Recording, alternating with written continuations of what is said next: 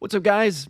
I would ask how we're doing, but this is, this is just not the news that I wanted to have. Not the reason to go early for Wednesday Link either. Shout out to everybody in the chat. We're going to get into it. Thomas, how we doing? Surprised. I mean, I was not on Twitter whenever the news dropped about Nolan Smith and other Eagle players. Jakorian Bennett also out. We'll talk about that. You texted me and said, Nolan, I do think that it's not the end of the world. You know, when I see IR, my mind immediately goes to he's done for the season. That is not the case right now, as we'll get into. Nolan Smith is going to be gone seemingly a month, maybe a little bit longer, but the week 9 bye is what they're looking at right now. Still a surprise, though, because there was zero indication Nolan Smith was hurt. We knew Jakorian Bennett was. There's also some other injuries going on at practice today. Right now, we can talk about very interesting heading into a Tampa Bay game against an undefeated Bucs who also have injuries. There's a lot going on today. Yes, there is. And it's just, it's unfortunate because we were not expecting that. People just jumping on, wonder what's happening if you're late to the game, everything there. Obviously, you see it on their screen, so I put it up officially. But Adam Schefter, sources, Eagles, Nolan Smith, strained triceps Sunday, now is expected to be sidelined through the team's November 2nd bye. He could return for the November 10th game at Green Bay. Smith had tricep surgery after the week of the Super Bowl, and then that's the re-aggravation that he had against the Rams. And it's unfortunate, I saw some people posting some videos and going, he wasn't really using his arm. He wasn't. I mean, it's clear, it's obvious if you go back and look at it, and obviously reading between the lines of what Adam Schefter's saying. I try to be like as optimistic as we can be about it. Like it's not good. There's no way to sugarcoat that part, but it's like at least it's not a longer term, right? I mean, it's going to be 4 or 5 weeks. You get the bye week. That's an extra built-in element there as well. You've been only kind of having 3 to 4 pass rushers every single game, so it's been a little thin to begin with, Thomas, and now you lose Nolan Smith. It's not been as bad. I mean, we can get into this as well. I know some people have lots of different thoughts on it. It's not been pass rush in a sense. Has not been as bad as 3 sacks, which is, I think, tied for like the 3rd worst in the league, because pressure rate's been there and the defense has been good enough. I am a strong believer of the sacks eventually will come. We're going to come, still probably will, but Nolan Smith is a big loss. And it may be even more so on the run defense, which has been suspect. And you lose probably one of your best edge defenders when it comes to stopping the run. So, it's not good, but, we've seen this team overcome some injuries before, so I'm still believing in that. It's just, out of all the injuries, everybody knows that's the least one that I wanted to see happen. Well, I do think, like you mentioned, you wonder how close to 100% he's been the entire first 3 weeks of the NFL season. You wonder if Darius Smith's signing was simply Howie wanting to add, some extra pass rush help, or if they knew Nolan Smith was not playing at 100%, and maybe something like this could happen. You never know. I think Darius Smith can fill in pretty darn well. He's much better in the run than Josh Uche has been. Uche clearly is more of a situational pass rusher than an every down defensive lineman like Nolan Smith or edge rusher. So I think they're going to be just fine. They also have Azeez Ojulari, sitting on the bench, essentially, along with Ogbo Okoronkwo, guys that they won't actually activate on game day. They don't want to cut or trade, and so now Ojulari seemingly will get some more reps. He'll be active this weekend. You almost guarantee that. What happens to Patrick Johnson? Another great question here. The hope, though, that Nolan Smith can go away for 4 weeks, get as healthy as possible on that tricep, and then get back to 100% for a playoff run. And I think there's a serious possibility where they could let him stay longer on IR, because if his tricep is a matter of a percentage, right? 4 weeks gets you to 80%, 5 weeks to 85, 6 to 9, right? If there's some sort of gradual increase in his ability to use that tricep, the longer he sits out, and Philadelphia's getting production from a Darius Smith, Azeez Ojulari. Obviously, Jilks Hunt has got to go ahead and step up a little bit. Then they're going to be just fine. So this is a tough injury. It is not the end of the world. It's not going to derail Philadelphia's plans to win a bunch of games through October and hopefully go to November for that tough stretch later on in the season. But it is a tough blow. But it feels like Nolan Smith has not been 100% yet this year. And hopefully this will help him get to that point, because when you really need him is going to be the postseason run. Yeah, that's true. Very, very, very valid point. If it's 100%, we'll take it later in the year, because if they're still getting wins, that's ultimately the most important thing that matters. So if he's playing his best football come January, February, then we'll absolutely sign up for that. Joaquin with the 2. Appreciate all the super chats. We'll get to those in order. We do appreciate you guys. My heart hurts. Azeez for Hendrickson. LOL. Try to make some ridiculous Madden trades Probably here. not. But but maybe. Sure. Iron Pin with a 5. This is the beauty of the best GM in the game, not good losing a starter, but we have some decent depth on the edge. Go Birds. Yes. There's some Yes. optimism. Yes, as you were talking about, Azeez Ojulari. You finally get to see him. Obo Okoronkwo, Darius Smith, maybe in a starting role. We'll see. There's other news here, and I will share this too, just because we've had lots of other instances through the chat, so I'm sure we'll be bouncing back and forth. Make sure to drop a like for us if you haven't already. We do appreciate that. SEMA with a 5. They are speculating that Baun and Campbell are both injured too. I'm not believing it until the IR comes out later. They are injured, and I'll put up the picture here that Thomas has retweeted as well. Now they're not on the IR, so that's a win in a sense, but they are injured. As you can see on your screen, that is Zack Baun and Jihaad Campbell that are sitting off practice today, with Zack Baun having some sort of brace on his left leg. And then you've got Jihaad Campbell also with a sleeve on his right leg. That's a little bit concerning, to say the least. Well, and the brace is massive. I mean, this is not some sort of little knee wrap or something like that. That's a full-on lower leg brace. Now, Zack Baun did technically practice today. I'm sure he's going to be listed as limited in the coming injury report, a couple minutes away, most likely because they're almost done with practice. But Jihaad Campbell did not, and he had a leg sleeve on that knee. And so you start to kind of wonder what's going on here. Obviously, if they were going to go on IR, that would have happened 20 minutes ago when Nolan Smith and Jakorian Bennett all went on IR.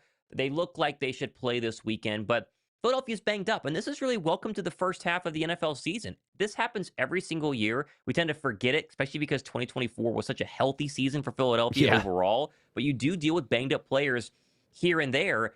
Good news, if you want some good injury news, Josh, how about Lane Johnson back at practice today from that neck stinger suffered on the first tush push of the entire game? Talk about that. That'd be interesting. And then also Adoree Jackson. I thought Adoree Jackson was seemingly going to miss the game this weekend. With Jakorian Bennett now on IR, you're worried that, oh my gosh, is Rick's going to start on the outside if Keely Ringo were to get hurt? No, looks like Adoree Jackson was back at practice today, so he now has a shot to play this weekend. So there is some good news there, but the Birds are very much banged up right now.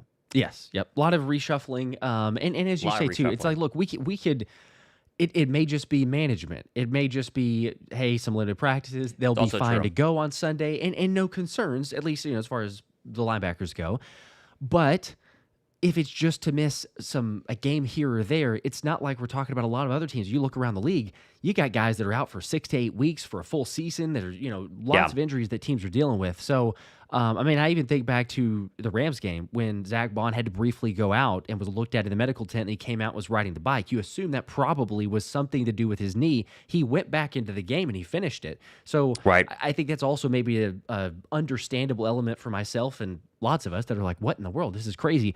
Because just about all these players finished the game, where we didn't get massive reports like, oh my gosh, hey, Nolan Smith is injured. He's gone to the medical tent. He's not coming back. It's like he finished the game, but then coming away from it, you're going, yeah, okay, so you got some strained, different muscle injuries in other areas that guys need to take a break from.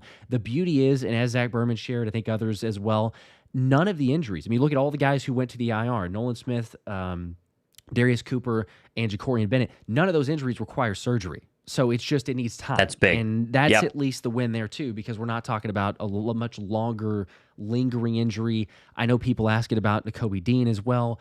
He would be eligible following next week or following this week's game to potentially come back with the PUP list designation. But even then, we haven't heard further advances, I guess, in terms of his timeline. Not that we won't. It could happen all of a sudden. Where it's like, hey, Nakobe Dean, he's starting to get ready and ramp things back up. But in terms of this week, you're looking at Zack Baun, Jihaad Campbell, both probably limited once we get the official report, but most likely limited for today. And then you have Jeremiah Trotter Jr. You got some other depth backup options. Smile London. Good point too. It's not call it what it is. It's not the best case scenario for sure, but the Bucs are banged up as well. They got lots of injuries. They have 3 offensive line, 2 for sure that are out.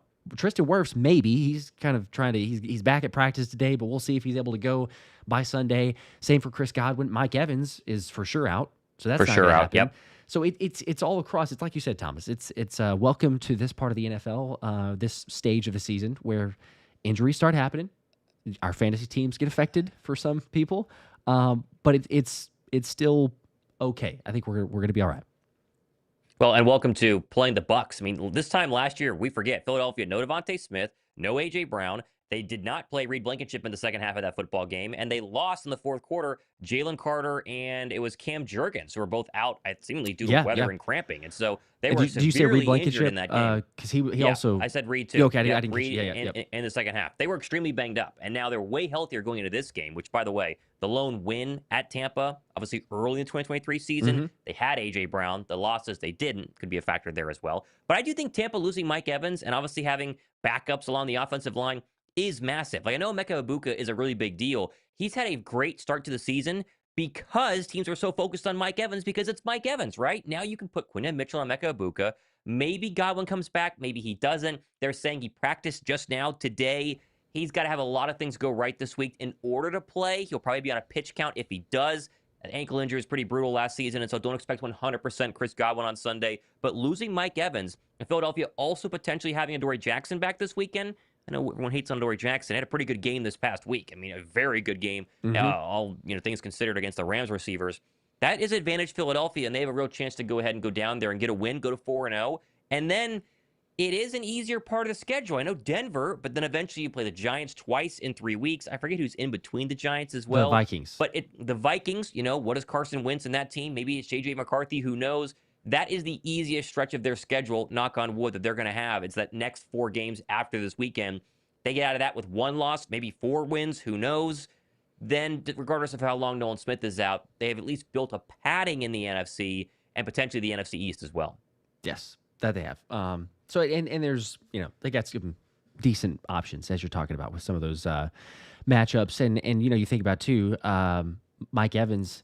I was looking at this earlier for the video that was actually about to drop 10 minutes or so before the news of Nolan Smith. So maybe it's a good thing in a way, because I would have shared that and then been like, oh, well, okay, that's inaccurate. But as far as the Bucs go, Mike Evans, without Mike Evans, it is like a Lane Johnson effect. Because Mike Evans and the Bucs, if they don't have him, they're a 3-9 record.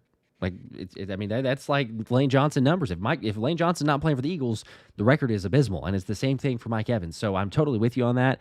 It's a massive loss combined with the fact of what Philly is still going to have.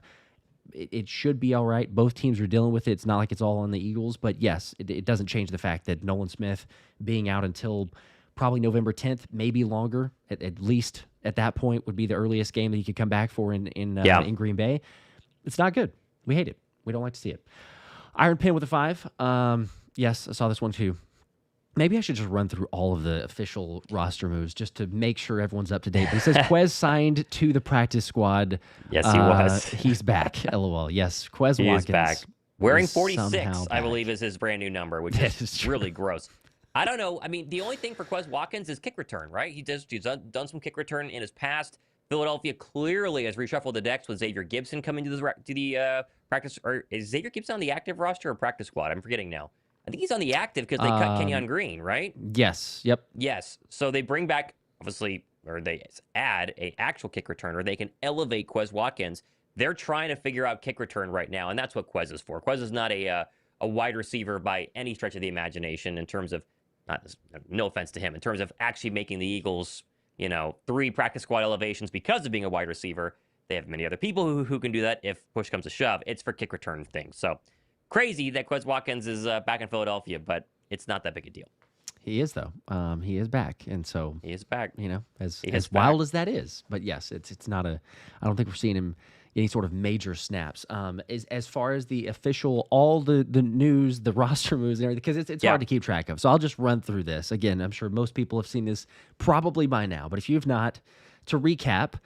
And then I'll also just get into a little bit. I don't appreciate whatever, but I don't appreciate the way that they worded this thing and try to like squeeze in Nolan Smith had it out of all. Not that no one else is crazy. Important, but it's right. Here you go. Yeah. Here's the big just news dump from the Eagles. We've signed safety Marcus Epps, tight end Cameron Latu, and cornerback Perry Nickerson to the active roster, and placed cornerback Jakorian Bennett, wide receiver Darius Cooper, and outside linebacker Nolan Smith on injured reserve.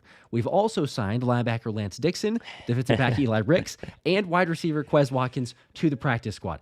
I know those all are like legit moves. You have to make them, everything else there. But it's like it just jumbled everything together to go, wait, hang on, what? We got Nolan on the IR. We got Jakorian Bennett. We got Darius Cooper. You're also signing guys to make up for the roster spots. So then you're trying to go, okay, so is there another added spot? Is there another opening that they could make. And then there's the practice squad, of course, because they've elevated a bunch of different guys.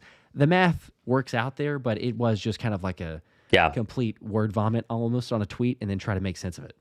Well, let's just say they like Perry Nickerson. I mean, Perry Nickerson had a very good training camp, a very good preseason. They think he can actually play, and it's no surprise that they would go ahead and bring him onto the active roster. So he, to me, would get the go if you were to have Noah Dory-Jackson and then Keely Ringo got hurt. It would then be Perry Nickerson. Obviously, Mac McWilliams in the mix there as well, but they want to kind of keep him maybe at nickel. Maybe they move him back out. Either way. But he would be ahead of Eli Ricks, is what I'm trying to say here, is that Eli Ricks on practice squad, Perry Nickerson on the active roster, that is what they think overall in terms of the two. They like Nickerson more, and they think that he's a decent player. So a nice addition, in my opinion. Yes. Yep. I think so. He brings some of that, I don't know, fight. Doesn't stay off coverage too much. So I like that, at least in the preseason and what we saw from training camp. So against the Bucs, if it's just Emeka Egbuka and then you have some other reserves, or if it's Chris Godwin, a combination of those, should be all right. But yeah, they're got some losses on defense. Again, I saw a few other comments, so I'm sure it's going to be back and forth of people either getting this news a little bit late, joining whenever you do. But Zack Baun, limited practice. It's not that he was not out there at all, but he was wearing a brace. So there is the news there. We keep an eye on that. I'm sure that he will play. I would be surprised if he does not play Sunday. Just the fact that even a limited, if it was like something to do knee injury, longer term, anything of even significant risk, I think they'd go, no, let's not even practice you today, right? Like it would not be that surprising to go, why chance it? So the fact that he's even out there, yes, it's a brace, but the fact that he's out there is probably good news that he's going to end up playing on Sunday.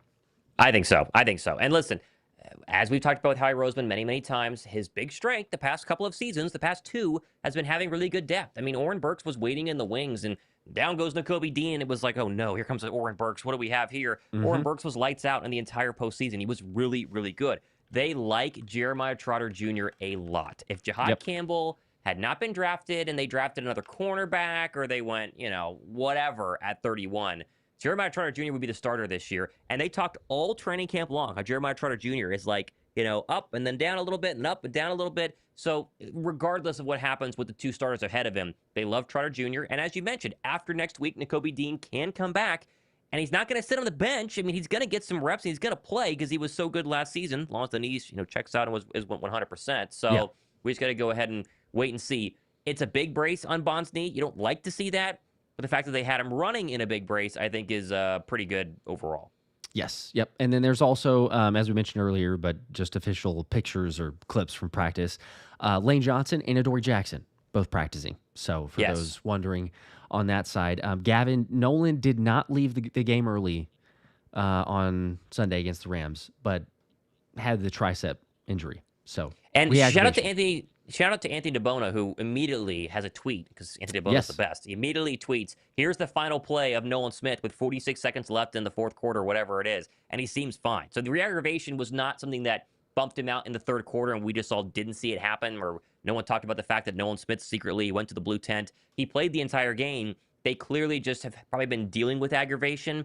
It probably got a little bit worse on Sunday, and the doctors advised him it's either going to get fully worse and maybe you re-tear that tricep if you keep going, or we can let it heal without surgery, go through the whole rehab situation, and in 4 to 6 weeks, you come back and you're good to go. And I think that's exactly how it probably went down inside the building. And now we wait for Nolan Smith to come back. And again, feel pretty darn good about Darius Smith. He didn't have a great game on Sunday versus the Rams. Not a lot of people had a good game in terms of pass rush against the Rams, especially early on in that football game. But now they're getting close. But I'm saying sacks, right? Sacks have been the problem. But Darius Smith's been very, very good, and he looks the part. And Josh Uche's been good, too. He just can't stop the run. And so they got to get a little more creative. But Vic Fangio is the defensive coordinator, and he's been very creative with the entire pass rush since he came here, a year and a half ago now. And I think they're going to be just fine.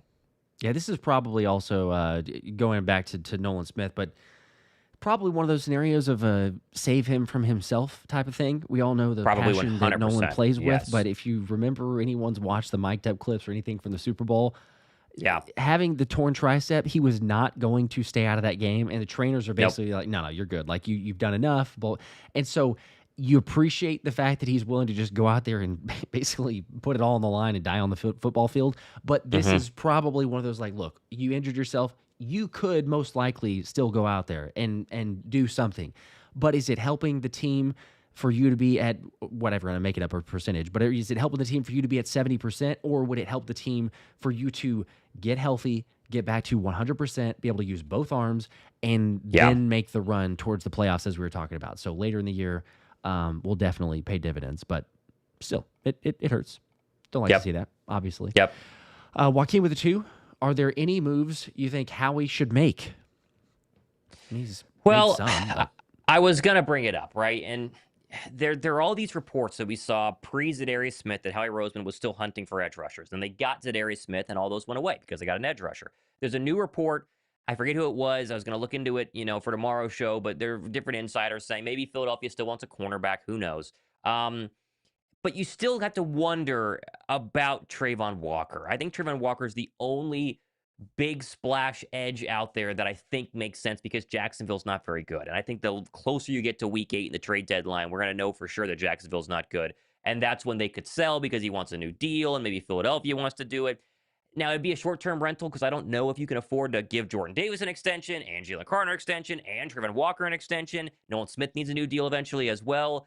But you could rent him if you feel like renting is a good thing. And I don't think he'd be that expensive because it would be a rental and the Jags would be selling anyway. You give him a third-round draft pick and it's whatever. So that's the only name that makes sense. And there's another edge rusher that kind of appears like a Jalen Phillips with the Dolphins as you get closer to the trade deadline. Also makes sense. But I do think DariusSmith was that guy. And Azeez Ojulari, I mean, they gave him the most free agent money out of anybody this offseason. Liked him at times during training camp. But then it was like clearly Josh Uche's had more, better days or the past couple of days at training camp. And then they put him on the, non-injured, whatever the list is, not active, I should say, list heading into games. And so they can just insert him in there and see if he turns into Azeez Ojulari from the Giants a couple of years back. And if that's the case, then they're going to be just fine. Yeah, it's we all know that Howie is never fully done. So he's perusing, trying to keep an eye out for those. But I'm with you in the sense of I don't expect it to be any sort of major splash move, even with the injury here. Yes, you kind of make a case of like, well, okay, but this changes things, and it does. But it's also like you said there, Azeez Ojulari. I know that he was cheap, but they still have hope that he can turn into something. Josh Uche has made some plays. I'm skeptical of his ability against the run from what we saw against the Rams on Sunday. Maybe he can clean that up. Okoronkwo, there's something there. I mean, Vic Fangio talked about him in the past of liking what he presents in the game. So between the collection of those, they're probably just going to make that work. Now, if you suffered another injury, okay, at that point, a couple guys down, perhaps you try to go and make something else with the pass rush because you're talking about, 2 guys that are very significant. Again, that's assuming that something like that happens. Knock on wood. Hopefully, guys stay healthy. We don't have that occur. But ultimately, you look at this defense, and I've seen comments about this. People go, "Oh my gosh, the defense is, they're giving up 21 points per game, and it's just like that's way too much. It's absolutely ridiculous." It's like that's not that bad. Last year was 17.8 points per game. That was over the full course of the year. Like 21 points per game, and they're still figuring things out. Like they can start getting this thing really rolling. They're very close to those numbers. I know they can improve it. Yes, the run defense needs to be better. They need to get more sacks. The pressures are there. But overall, you look at this defense, and it is definitely good enough with the guys on the roster, combined with the guys on the offensive side that eventually will start clicking. We hope that they just keep it up from the momentum of the second half on Sunday. But I'm not so sound the alarms of some people that I've seen out there, or some comments of like, oh gosh, this is just not the unit, or that we're missing pieces, or this is. I think that overall they're looking at it and saying this should be good enough. If there's a little bit of a plug and play, we'll do that. But unless it's a major loss of a really significant starter, and probably at a position that we're already thin at, like I say with a pass rush, it would be very surprising to me if we saw another another type of trade. And even if you're going to give away something for a short term, you're still giving away draft capital. I know how we can recoup it, but it's still something. Elbert with a 5. We got Fred to back up Lane, which is sweet. That is sweet. When is Dean Very back? sweet. Thomas, please, one more awesome call this week. Birds will win 35-17. There we go. There you go. First off, Dean is back after next week if he wants to, right? I mean, that's the pupless time frame. It's, it takes basically the first month and a half of the season to go ahead and come back. They don't have to then immediately put him on the football field either. They can wait a little longer, so we'll see. Patellar tendon, that's just, his knee problem. It's a big one, and they're not going to rush it back. And we talked to Kobe Dean this offseason. We were up at the NovaCare complex, and he said just that. Feels good, but doesn't want to rush it back. He's been running. The Eagles put out a pretty good YouTube video today showcasing behind the scenes Nolan Smith, Nakobe Dean getting better, but either way. And then as far as 35-17, I hope you're right. I am cautiously optimistic this is our best shot to beat Tampa the past 3 seasons. I know they won 2 years ago in the regular season, but that feels like eons ago. I'm cautiously optimistic. I just don't know about the offense. I did not like Kevin Patullo's press conference yesterday, Josh. I don't know how you feel about it. I'm sure it'll come out in your show here after our show, but yep. Kevin Patullo had every opportunity. Like, they gave him, and I like all, I'm not in the interview rooms. I'm not asking the questions, and so we got to go with what the beat writers are asking. Most of the beat writers in Philadelphia normally grill everybody, especially when things are going wrong. I thought there was a lot of softball questions for Kevin Patullo, and no one followed up on the fact that they asked him, were you too conservative? And he said, no, I don't think so. Like, our entire week we were saying we don't want to be attack. And yet people didn't follow up with, like, but you guys went 3 and out, like 4 straight drives and didn't throw the football deep or in the middle of the field. And the runs are very scripted. Like, nobody pressed them on the fact that they were awful in that first half. And Jalen Hurts bailed them out in the second half. And they got 2 block kicks and, a couple of missed throws by Matt Stafford. So I am cautiously optimistic we're going to see a better Eagle offense early in this game. But I could totally see Todd Bowles doing what Todd Bowles does against Philadelphia and lighting up Jalen Hurts. And suddenly we're losing and everyone's freaking out like we were the first half of last week. So I'm a little concerned. It's a different, Jalen has been better against the blitz, but I said this, I think, yesterday. It's a different blitz with Todd Bowles than it is for most everybody else. So he's had the number of Jalen Hurts and thrown him off the spot, especially for the offense, regardless of what offensive coordinator it's been. There's an element to it where I'm like, hopefully they stay aggressive and dictate terms. But even in Patullo's press conference, I'm right there with you. I was like, okay, he's not admitting to anything, and I can't remember who it was. It might have been, I think it was Zack Baun, if I'm not mistaken. But essentially bringing up like, hey, AJ and Jalen referencing that it was too conservative, or we can't continue to play like this. Your thoughts? And KP goes, well, I don't know that I would say it's conservative. And then just kind of goes on the, typical word salad that we see from Sirianni, and now we've starting to see from KP as well. I don't know if it's they're just trying to kind of cover it right now because for some reason they don't want to. Maybe. I don't know. I don't know if they want to share specifics. I don't know what it is, but there's something about the offensive coordinator position that regardless of who is in that role, it's a lot of just word salad. It's a lot of we're not getting much, and I know that Vic Fangio is one of one. He's his own man, and so it's special to get his press conferences because when we hear from him, he will reveal probably too much sometimes. Sometimes you gotta imagine. I love him. I love Vic Fangio. Howie and Sirianni are going like, yeah, you didn't really have to say that much. You could have just left it with the first bit, but it's whatever. So it is refreshing, but I don't know. Overall, I'm still. It's frustrating, but I'm kind of moving on at this point for me of like, let's just see Sunday. If Sunday is some of those similar issues and we don't take advantage and it's like, well, there you go. There's the first half of the Rams game again. We're continuing to see this. Then, all right, it's time. Like, I don't care too much of like show me rather than tell me. So I don't care too much at this point. But if we get another week or two and it's like we're not seeing it on the field and now there's no owning up to it, kind of holding yourself accountable and actually realizing it, then I'll have a little bit more of an issue. But at least, AJ voiced it. Jalen voiced it. They came right out and like, look, we got some dogs. We got some guys who have some ability. I don't know why you don't just let us go out there and roll, do our thing. So, it's been said. It's out there. You want to see it, though. Real quick, by the way, I just was going to go back to Elbert's comment. One more thing. You say, Thomas, one more awesome call. Yes, if you guys want to, feel free to come join us on the stream. We appreciate it. As always, had, I think, a combined almost like 170,000, 108, almost 200,000 people. It was a lot. For last week, which is insane. So yes, do come hang out. We'll be streaming as we do for all the games. And Thomas has the play-by-play, which, if there's just some random person out there who knows of anybody or any connections, just saying, there's a chance here that, if the Eagles were ever needing a backup fill-in for play-by-play, the tape's been put out there. That's all I'm going to say.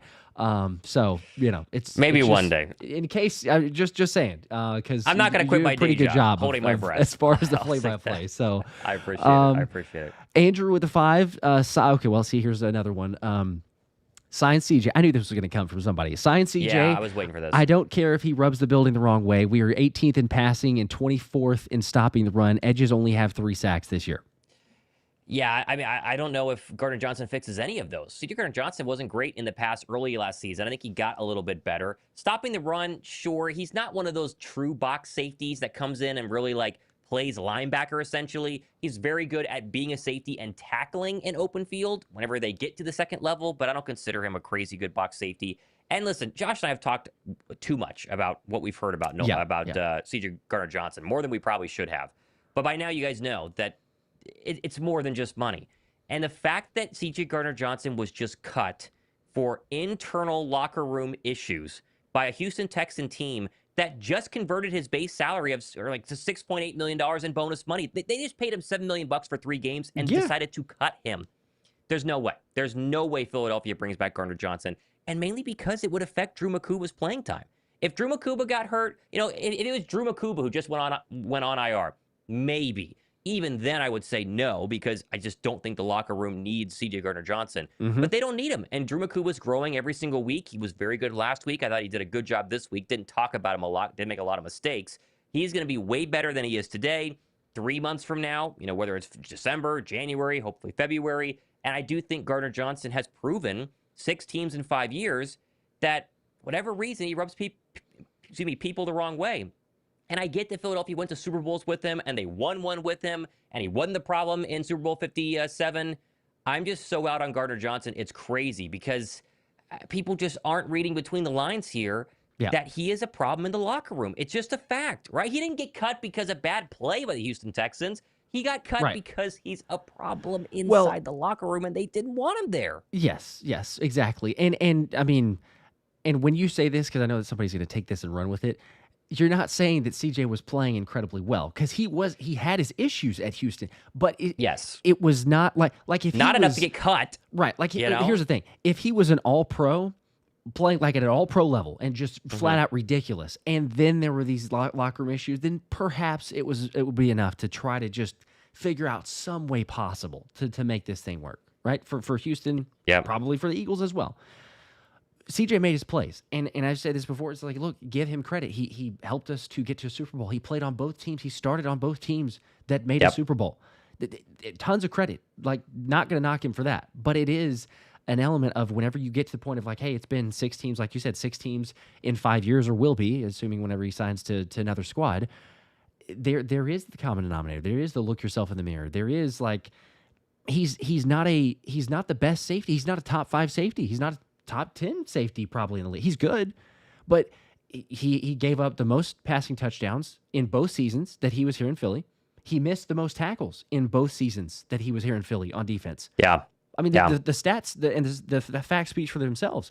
Was he a contributing factor, still playing well? Yes, he made the interceptions. Again, he deserves credit for that, but he's also not the end-all be-all of like, my gosh, this is the best safety on earth. He's the best one in the NFL. Like, you got Makuba, so I'm 100% with you. Don't take away his snaps. It's the same instance we've seen with other guys that are younger, that are developing, that we want to see them.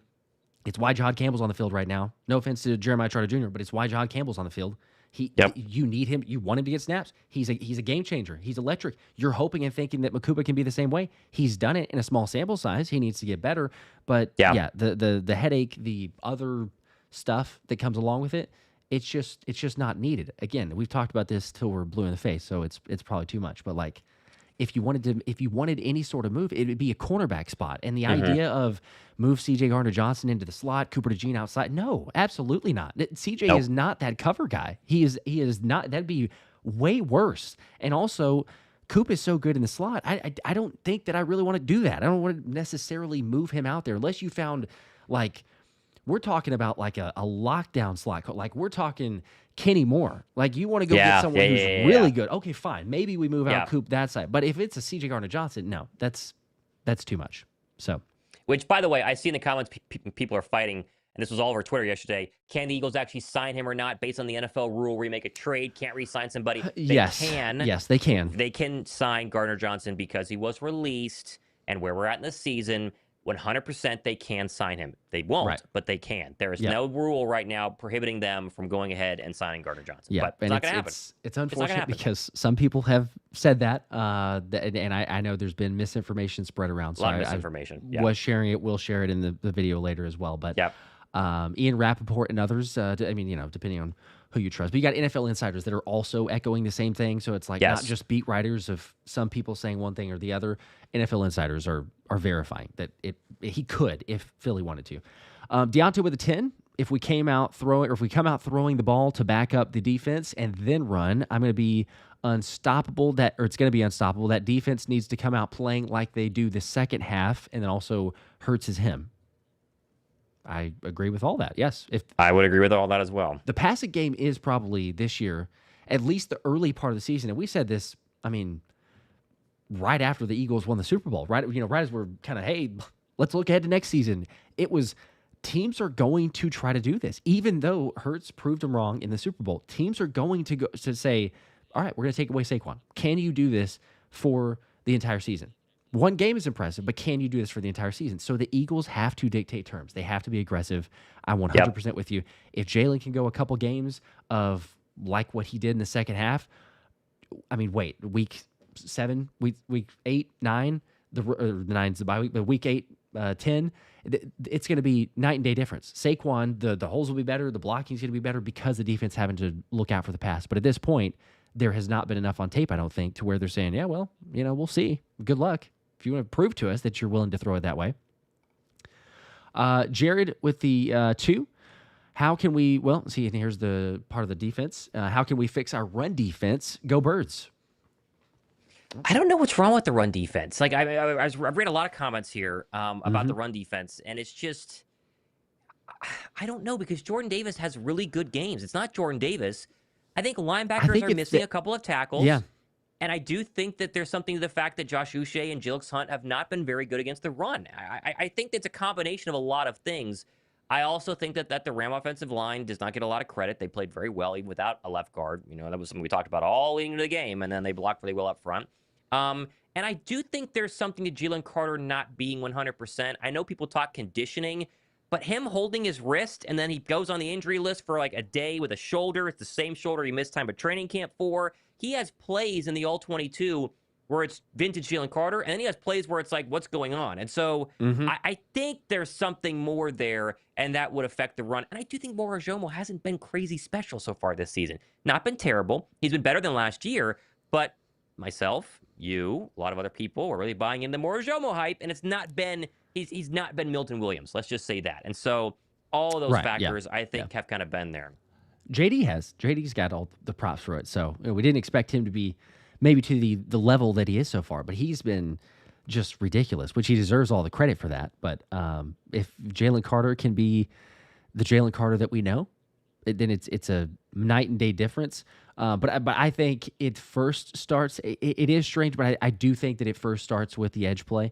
Nolan Smith has made some plays, but then we've obviously found out the injury and him not being able to use both arms fully, so that makes an impact. But I think that Josh Uche, we saw, and we were commenting on it during the live streams, like, look, if the Rams are lined up and they see Uche on the field, it's almost like an automatic. Like, we're going to run it. We're going to run it at his side because the number of times that he either crashed down too early and didn't set the edge, or he was trying to set the edge and just got obliterated and they just kept running that side, was like time and time again. You're like, oh, well, hey, who's the edge out there? Yep, it's Uche. So give him credit for all the pass rush. He's been getting pressures. He's been doing well in the pass rush, but the run game was a weakness, and the Rams definitely exploited that. So you got to imagine that the Bucs will try to do the same thing if he's on the field.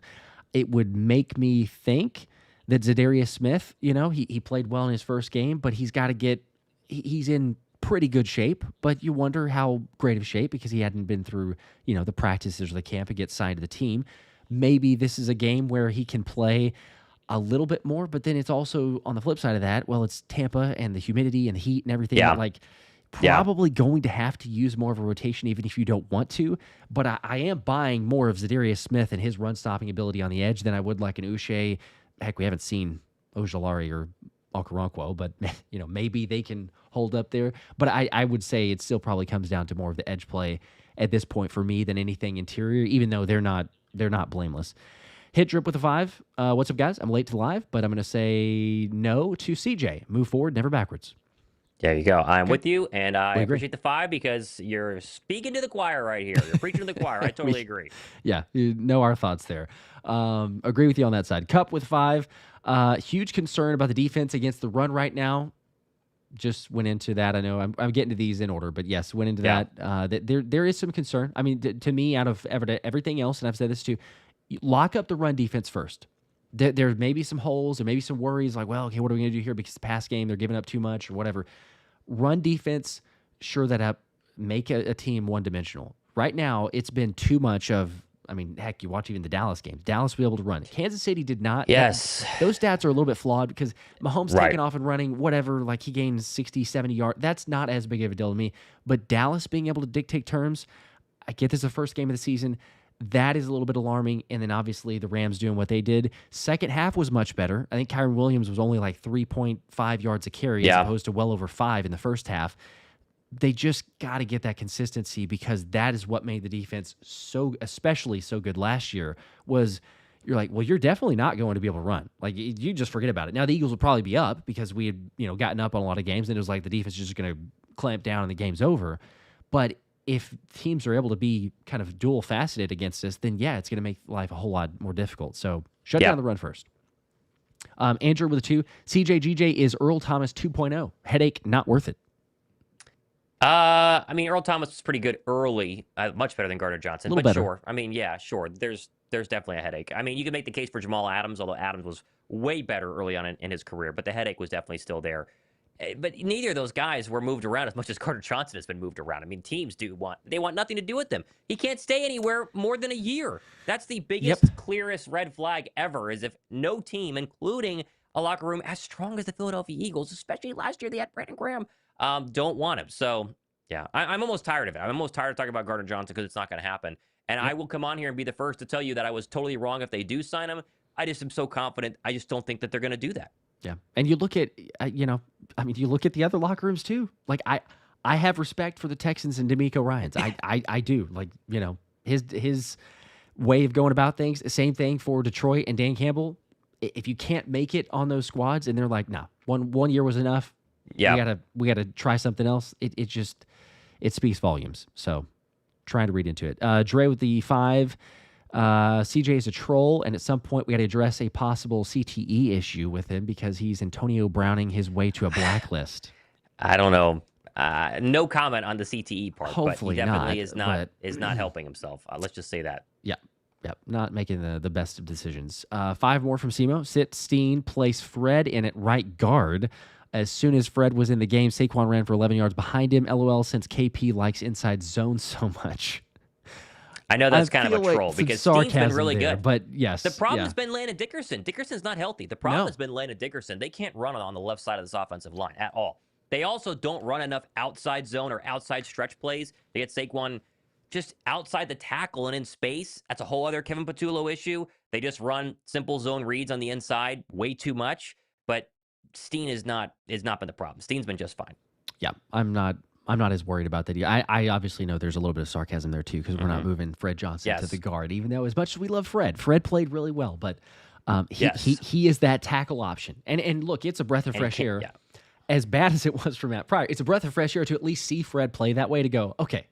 Because before Fred got here, we both were saying this of like, if you have Lane Johnson or Jordan Mailata go down, look out. Like there's nothing that we've seen from preseason. There's not a whole lot that we've heard from training camp of to be confident if they had to go with a backup at tackle. But now that Fred is here, it took them too long, but they finally moved him into the position and took Pryor out of it. It's at least some confidence and a confidence builder to go, Hopefully no one gets injured, but if they do, and we've seen it in multiple seasons with both Lane Johnson and Jordan Mailata, you got a guy that you can use, and Fred Johnson is him. Yep. Good place to be in. Let's see. I got a 10 from Bryson. Appreciate that, Bryson. Says they have light boxes. The defense is bend but don't break. 4-2-5 generally. Has runs problems, especially if you don't have any game breakers. Yeah, I mean, Vic's going with his typical, most of his typical format, right? I mean, he's running it in nickel, but he did that a lot last year, and it was much better. Like, I hear you. It's a fair point, Bryson, because that is a lighter box, and offenses can run against it, but I forget the percentage. We talked about this all year last year, and I forget the percentage. But Vic ran nickel like an ungodly amount of times. But it was so successful because Coop was a ridiculous tackler. We were like, oh, it's basically like having another linebacker in the box. To me, it's just this year, and you can't exactly pinpoint it, but I still would maintain a lot of it is on the edge. The guys are not getting off blocks, or either that or linemen are not holding up blockers as much to allow a guy like a Cooper DeJean or a safety to come down and make a tackle. They've missed some, for sure. We'll knock them for that. They've missed some tackles, but they're not having the same type of effect that they did last year. But it's early. Yep. Bryson with 5 more, though, by the way, also says mentality sets the Eagles apart. CJ brought the Philly mentality on the defensive side of the ball.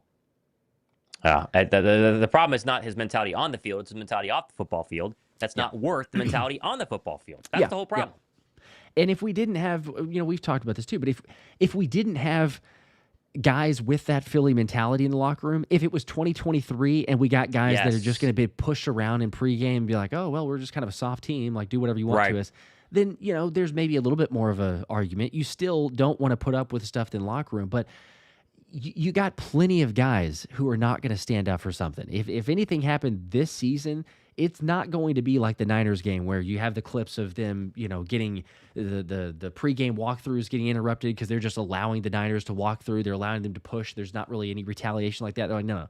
If that happens this year, you got way too many guys who are going to stand up to that. So I'm out on it for that reason. You got enough, as you call it, Philly mentality guys on the defense there. We should be fine. Red Scorpion with the 5. What's wild? Fans who think they know how to honestly run an NFL team. CJGJ was deemed a problem people by several teams, so cut it out. There you go. Couldn't have said it better myself. Nice, short, sweet, to the point. There we go.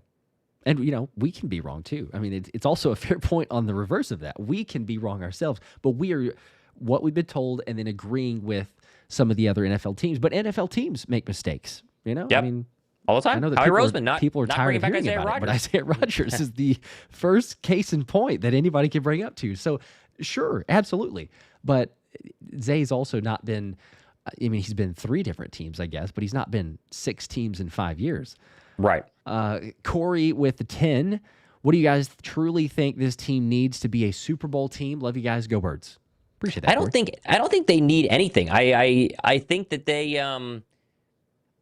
need the offense to get its act together, and I do think that the defense has to stop the run. I think that those are the 2 things that need to happen right now. They don't need to add anybody, and I think that they can still go on a run. They're on a run right now, but go on a continued run even with the Nolan Smith injury out for the next 4 to 6 weeks. So, I don't see it as they need to do anything in terms of adding players. They just need to make sure that this offense is the second half of the Rams going forward and never again the first half. Because if we see the first half again, it's going to be a real problem. And people are going to abandon ship because they would do this a little bit in 2023 where they would have a quarter, have a half, have a game, and then they would have a really bad quarter and a really bad half, a really bad game. And they did that consistently until it bit them in the butt versus the Niners late in the season, and then it was all downhill from there, right? You just don't want to have that duplicated this season. They have way better talent in order to avoid that. But at the same time, you just got to make sure that Kevin Pasculo is not going to duplicate what Brian Johnson did, and that would be my only concern. Yep. Yeah, I believe that this team, as it stands, same thing that you just said, Thomas, but as it stands, they're good enough to win the Super Bowl. They have way more than enough talent. You have that offense playing up to its level that it can. I mean, just about any defense, take any defense in the league, just about anyone, they should be able to score 30 points. That should be about the minimum there. If they take advantage and they capitalize as they should score about 30 points. And then if you give me the defense that we have, there are some holes. There's some areas, and I say holes in the sense of like, yeah, they need to clean some things up. But like the players they have, they're more than good enough. As we said, 21 points per game, and it should get better. The second half of games, they've only allowed 14 points. And by the way, somebody also brought this up too. They've allowed 14 points, but one of those is it's still technically against them, but it's like 10 yards, right? Like Jalen got sacked, fumble, and they're 10 yards away. The Rams just immediately go and score. So it's a massive difference. If you talk about a team that's gone the length of the field to score a touchdown in the second half, they've only given up one. It's one of those scores, 7 points against Kansas City. So I'm not overly concerned by any means. I also try to put it into perspective, and I know every year is different, but you look back to last year, week 4 is whenever we got destroyed. We got, I mean, every it was offense, it was defense, it was special teams, and we all going into the bye week were like, yeah, this is pretty dire situation here. I mean, it looks like 2023. It feels like 2023. It smells like it. Like there's not a whole lot of optimism that we were coming for. It was maybe they can change things in the bye week, but there was not a lot of optimism in that. Now I know that they had injuries, so there is a little disclaimer there that we can throw out.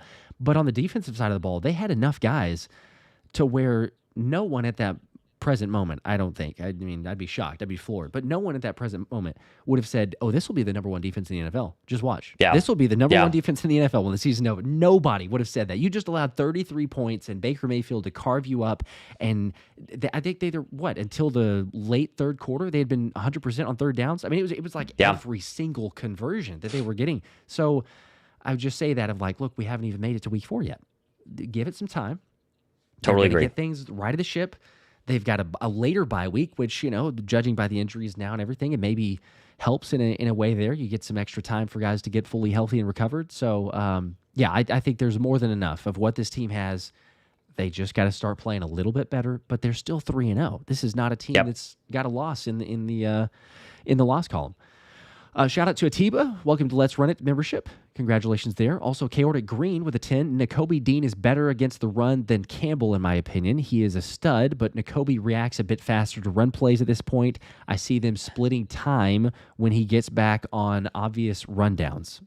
Yeah, it's hard. I mean, it's hard to know for sure, right? Because we haven't gotten enough of a sample for Jihaad Campbell. But there's an argument, sure. But I think Campbell's done a very good job of everything with a linebacker. He's better in pass coverage than Nakobe Dean for sure, and they might want that more than run stopping at this point. But I wouldn't agree that Dean is much better, and then is he going to be much better post-injury? These things are above my pay grade, and why obviously Vic Fangio makes the call. Yeah, we trust him though. We believe in his adjustments and his situation. So it's situational calling.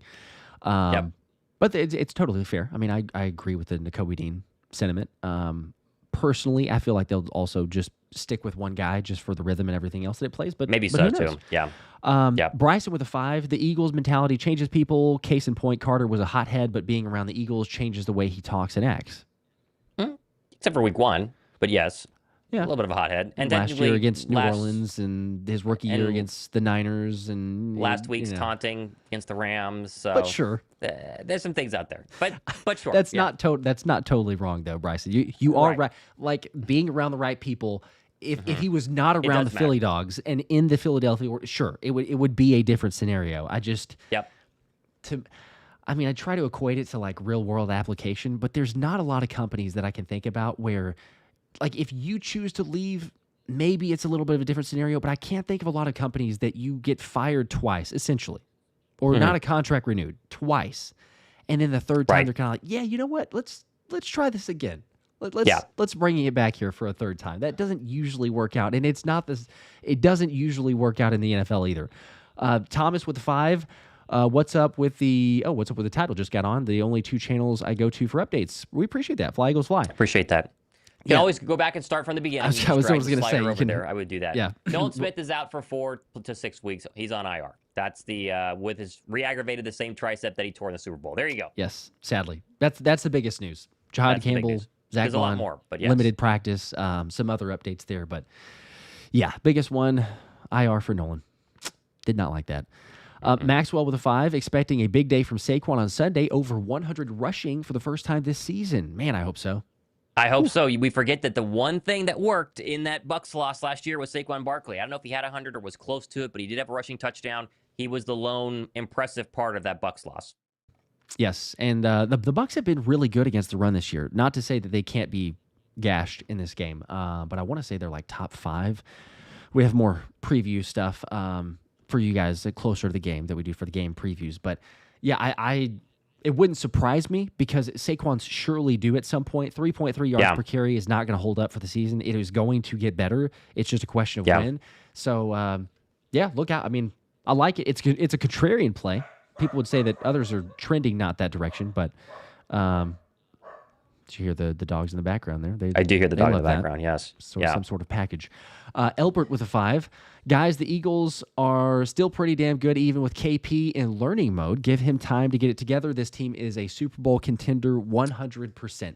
That is the hope. We did say that about Brian Johnson, was that it was learning mode, the Jets game and stuff like that. But we hope that Ken Patullo has already learned and he'll adjust this weekend. So we'll see. He's got some time. He's we'll see. I'm holding out hope. He's been through it more. I know that they're both new, and we do the comparisons of Brian Johnson and Kevin Patullo. Kevin Patullo was here when that happened. He has experienced the ups. He's experienced the downs. He's been behind the scenes, but he's seen it front and center at the same time, like in a way of like, oh my God. I mean, could you imagine being in the building and you see all the scrutiny that Brian Johnson gets, right? So, like, none of this is new to him. Like, him going into it, he knew exactly what he's going to walk into every single press conference because he's been around it for way too long to know. So, I think he understands it from that element. That should help him from that side. And he is, I believe, growing. We need to see more of that aggressiveness. We need to see them dictate terms. It was interesting that he kind of caught himself a little bit in the press conference whenever he made a statement that kind of sounded like they see what the defense does and then they adjust and everything. And then I think it was Zach Berman who then followed up and was like, well, okay, so just philosophically, is it like being reactive and like why would that be the case versus not proactive and things like.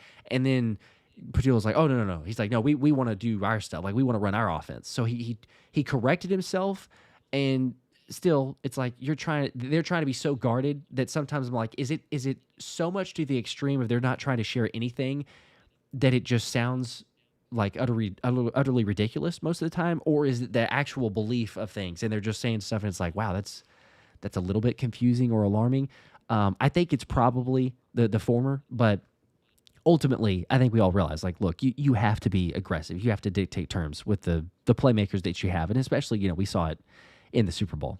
So, Atiba with a 5 more. I watch the live stream occasionally. Thomas, you're my guy, but you got to stop panicking, bro, when you think the Eagles are going to lose. LOL. Come on. I was not the only person who was panicking 26-7. Do not tell me you thought they were going to come back and win that football game. I admitted it, and I took it during the live stream in the fourth quarter when they came back that I was wrong. But don't act like we were all sitting here being like, they're fine. The offense is going to, score 3 straight touchdowns, and they're going to block 2 kicks. Not a problem. No, you were panicking too. Everybody was panicking. There's an option. It was that bad. I was going to say, there's an option, some fact checking here. There's an option to go back to the live stream. You go back and watch. And you can watch the live stream comments at the same. You can see how many comments are like, this is 2023. I told you guys. This is Brian Johnson. This game's over. I'm turning it off. I'm still hanging with you guys. The game is over, though. Like all the other comments. So, I don't knock people for that. I'm the eternal optimist to a fault sometimes. So, but I still was extremely doubting. Mine had almost moved to like the weeks to come. I was like, I'm still giving him the benefit of the doubt. This is terrible, but I still am holding out hope. But I did see a couple people that posted they had took a bet on Philly in that moment. So you made a pretty penny. Okay. Kai with a 2. Happy birthday, JD. Well, thank you. It's a little bit early, but we're early. 2 days away. Yeah, almost there. But thank you. I appreciate that, Kai. I heard Dunk. My day is complete. Yeah, you did. You heard Dunk and yes, you did it as well. Yes, you did. They're making sure that everybody hears that. So, not my birthday today. 2 days away. Almost there. Appreciate you guys. Okay, I think we covered all the topics and news and everything else. Usually, again, you guys know we're typically a 7:30 Eastern time ish for the Wednesday link, but with the news and the updates and the IR status for Nolan Smith and everything, we obviously had to hop on and keep you guys posted. So appreciate that. Make sure to subscribe stay tuned. Everything else, we got more videos and previews and everything on that side. So we'll keep you posted. Other injury updates, things from practice. Stay tuned. Crazy giveaways. You guys make it possible. So again, we cannot thank you guys enough. And wait, did I miss one? Eagle Nation said my super chat. Hang on, did I miss one? I thought I got one. Oh, I didn't see it, but did you? Oh, okay. Hang on. I'm sorry. Okay. I was doing that right as okay. Yeah, I think the dogs one confused me. I'm sorry. I got you. We're still here. Eagle Nation with the 5. So is corner still our biggest concern, or is it edge rusher now? This is the last super chat. I would say it's still corner. It's still corner for the time being. I think that they got plenty of edge rushers. Okay. Yep. I agree too. Yeah. I would say Adoree needs to. He had a better game. I'll just end with this. Adoree had a better game against the Rams. I still need to see him prove it like a couple more games because I'm just not, for whatever reason, buying into him being the answer. But if he can prove it for a couple more games, then I would go, all right, hey, you know what? Maybe that's the answer. He'd be good enough. Check on Corey No. Says you missed a super chat of his. Just to make sure. I didn't see it, but if you did, let's make sure we get that one. Okay, yep. Sorry. Yeah. Again, I apologize. I'm going through in order, and sometimes we occasionally miss. There we go. I'm sorry about that. Gotcha, Corey. Fun question. If you could have one dream player pick up, who would it be again? And thanks for all you do. I'm realistic. I don't know if I can't go dream. I go realistic, and even this is still a dream. Would be Trayvon Walker or Jalen Phillips. That would be mine. I like those. Yeah. I mean, the ultimate dream player pickup, I think, especially at this point, is going to be for cornerback. I was going to say Patrick Surtain. I was going to give 2 dream pickups. So either Patrick Surtain, or if you want to go for pass rusher, if people believe it's the edge rusher, Myles Garrett. But again, that's like those are total impossible dreams. Those like everyone's doing that trade on Madden. Like everybody's already made that trade. They're like, oh yeah, we're going to just rock solid, run this thing back. But yeah, it's the absolute ridiculous that is not possible. So, okay. I think I got the super chats. Usually we're good on those, but I apologize to Corey and to Eagle Nation. We got you guys though. Matt looks like the last one here, I believe, with a 10. Thank you for that, Matt. Greatest job as always, boys. The offense is going to have to be on point this week. Defense is taking a big hit. I was panicking. My wife, as was turning, my wife was turning the TV off. So during the game. See, so I wasn't the only one. There's lots of those. Yep. I agree, though. Offense has got to get to work this weekend, big time, time. Absolutely. But we'll see it. So again, come hang out with us. We'll be streaming Sunday for the game. More videos, everything else. Appreciate you guys again. We'll see you. Go Birds. Go Birds.